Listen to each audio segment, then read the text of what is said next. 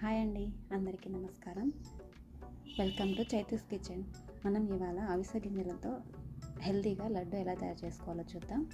ముందుగా 1 కప్పు దోరగా వేయించిన అవిసె గింజలను తీసుకుందాం. 1/4 కప్పు దాకా నువ్వులు తీసుకుందామండి. నువ్వుల్లో కూడా కాల్షియం బాగుంటుంది, బోన్ హెల్త్కి యూజ్ అవుతుంది.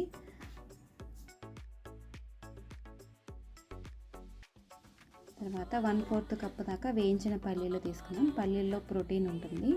తర్వాత 2 స్పూన్స్ దాకా వేయించిన గుమ్మడి గింజలు, సన్ఫ్లవర్ సీడ్స్ తీసుకున్నాం. వీటన్నింటినీ కలిపేసి మిక్సీ జార్లో వేసుకొని మిక్సీ పట్టుకోవాలి.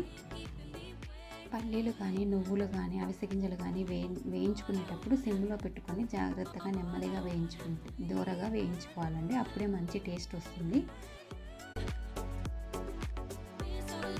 ఇందులోనే 3 యాలకులు వేసుకొని మెత్తగా మిక్సీ పట్టుకోవాలి.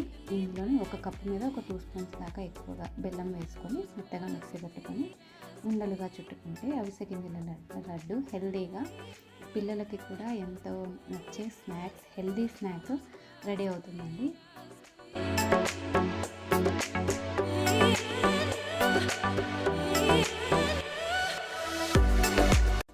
మరిన్ని హెల్తీ రెసిపీస్ కోసం మా ఛానల్ని లైక్, షేర్ అండ్ సబ్స్క్రైబ్ చేసుకోండి. Thank you friends.